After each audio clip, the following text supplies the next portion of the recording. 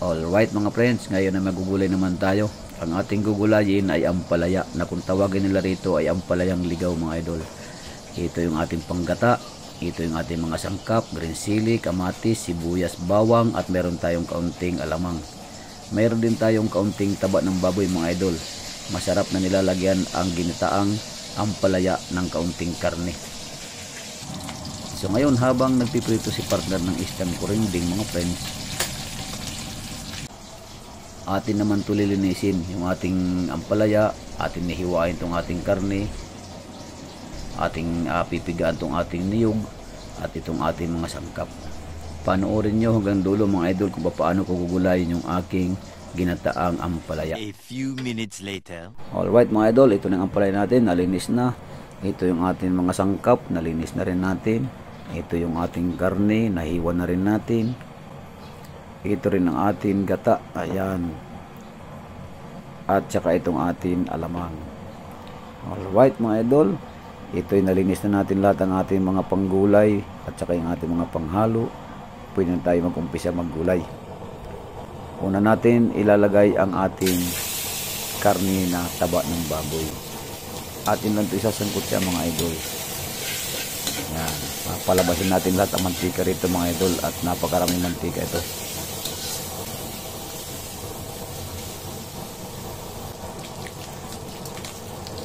Ito nga mga idol, naglalabasan ng mantika. Sasangkot siya natin ng maigi mga idol para maubos ang mantika, lumabas, at maraming mantika nga ito. Ayan hindi pa siya gaano nakasangkot siya mga idol.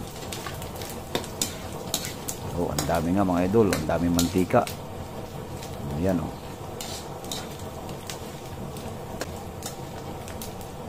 So ngayon mga idol, atin lang itong hanguin yung atin sinangkot sa taba ng baboy.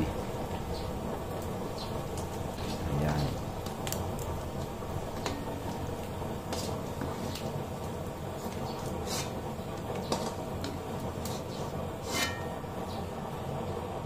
Ngayon tatanggalin muna natin itong mga mantika mga idol, at kunti lang ang gagamitin natin rito sa pagigisa ng ating mga sangkap. Ang dami, isang tasa. So ngayon mga idol, pwede na natin igisa yung ating bawang, yung ating sibuyas, at saka itong ating kamatis. Ayan. Isasangkot sa lang natin itong mga idol bago naman natin ilagay yung ating alamang. Ayan.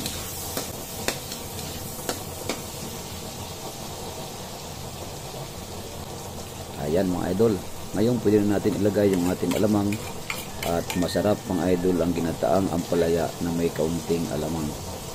Lagyan natin ng kaunting paminta mga idol. Yung durog ang ilalagay natin. Ayan. Atin ito haluluin mga idol hanggang sa maluto naman yung ating alamang.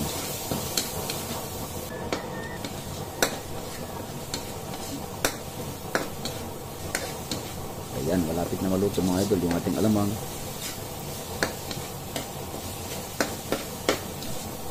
Okay mga idol, pwede na natin ilagay yung ating pangalawang gata at luto na yung ating alamang.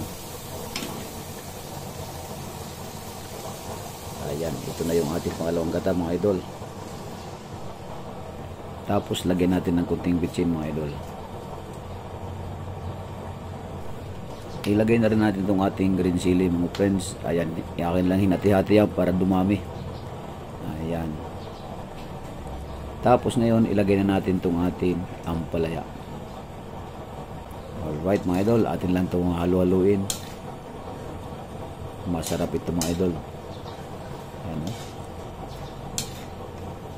masarap ang ginataang ampalaya. Tapos meron kang alamang at kaunting taba ng baboy.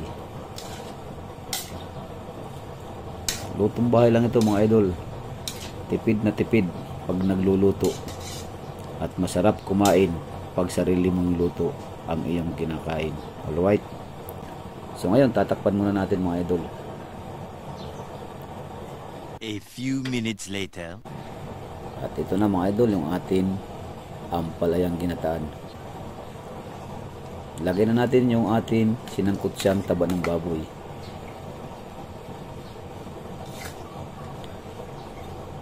Ang Ang sarap ito mga idol, mga friends. Magluto rin kayo ng ganitong luto sa inyong mga bahay. Masarap kumain mga idol pag sariling luto at alam mo kung anong ingredients ang nilagay mo.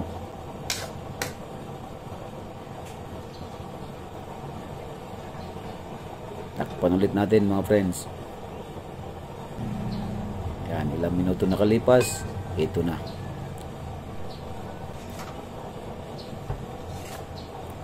Sarap nito mga idol, oh. Ayan, oh, naglalangis-langis na nga ang sabaw niya mga idol. Mamaya-maya lang ilalagay na natin yung ating liputo. Nagmamunti-munti ka na nga mga idol, oh. Titikman muna natin. Okay na ang lasa niya mga idol. Hindi na tayo magdadagdag ng alat, ng ano pa mga pang-alat, dahil meron na tayong alamang na nilagay dyan. Ngayon, pwede na natin ilagay itong ating liputo. Ayan. Ngayon, takpan natin ulit mga idol. Alright, ilang segundo nakalipas mga friends. Ayan, luto na yung ating gata mga idol. Yung ating liputo. So, ayan mga idol, oh, naglalangis-langis na yung ating ginataang ampalaya. Oh, kita nyo naman mga idol. Magata yung ating gulay. Luto na yung ating ginataang ampalaya. Atin titikman naman mga idol kung talagang tama ang lasa. Wow. So ayan mga idol, luto na yung ating ginataang ampalaya. At kung nagustuhan nyo naman yung video ito, huwag nyo pong kalimutan mag-share, mag-like, mag-comment. At kung bago ka lang sa page ko, huwag nyo rin kalimutan mag-follow. Alright, maraming salamat at magandang araw sa ating lahat.